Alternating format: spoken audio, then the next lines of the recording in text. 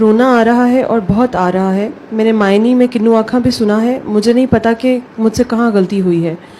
میں کمزور نہیں ہوں مگر پھر بھی اپنے حق کے لیے لڑتے اللہ کیوں یاد آ جاتا ہے. دل اتنا دکھ جاتا ہے کہ آنسوؤں کا تانا بانا ہی ختم نہیں ہوتا. بات کرتے بھی آواز آنسوؤں سے بھر جاتی ہے. میں چاہ کر بھی سامنے والے کا برا نہیں کر سکتی کہ مجھے آپ کی وہ بات یاد آ جاتی ہے کہ تم لوگوں پہ کربلا تو نہیں گزر گئی. بس یہ بات مجھے برا کرنے سے روک لیتی ہے. آپ تو کہتے ہیں نا اللہ بہت پیار کرتے ہیں. اس پیار پہ یقین رکھتے ہوئے میں چاہ کر بھی اتنا برا نہیں کر پاتی جتنا میرے ساتھ کیا جاتا ہے. میں مظلوم نہیں ہوں مگر اس وقت میری طاقت ختم ہو جاتی ہے کہ میں اپنے حق میں کچھ کر سکوں. اللہ پاک سے عرض کریں مجھے اتنا مضبوط بنا دیں کہ میں بنا اف کیے بنا سب برداشت کر سکوں یا مجھے اپنی رحمت میں چھپا لیں. میں واقعی تھک گئی ہوں.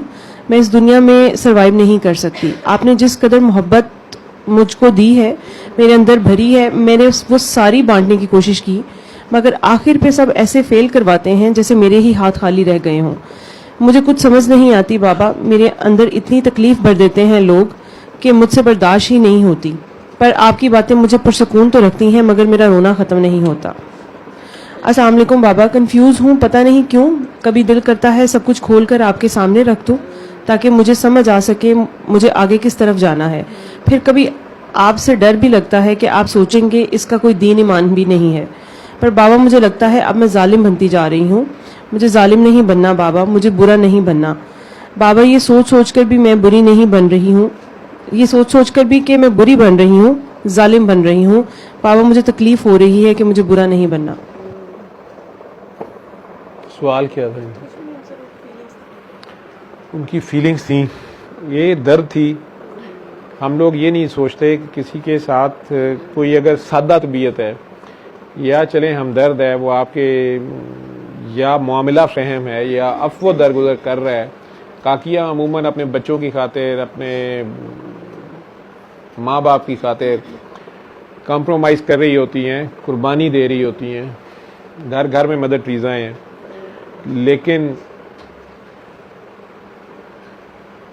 انہیں سمجھنے والے ان کے سیکریفائس کو ایکنالج کرنے والے کم لوگ ہوتے ہیں. تو کاکی سونی جی وہ بیسیکلی آپ کا یہ جو رونا بند نہیں ہوتا یہ تو آپ کا 24 گھنٹے آپ کی روح جو ہے وہ اللہ کی طرف آپ کا دھیان رہتا ہے. اور بیسیکلی روح کوئی بھی نہیں یہاں رہنا چاہتی.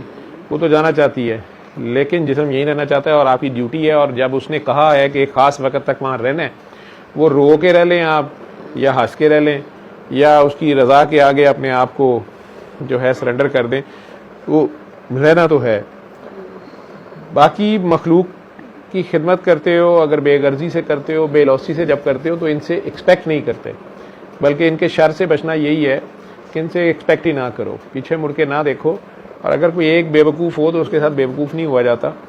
بہتر ہے کہ انہیں نہ سمجھ کے معاف کیا کرو دعا دے دیا کرو. یہ جو زیادہ رونا ہے یہ بہتر ہو جائے گا جب لوگوں کو سب کا بھلا سب کی خیر زیادہ سے زیادہ مخلوق خدا کو دعا دو گی. اپنی یہ درخواستیں اب اور اپنی جو وہم اور اپنے جو خواہشات ہوتی ہیں ایسے نہ ہو ویسے نہ ہو.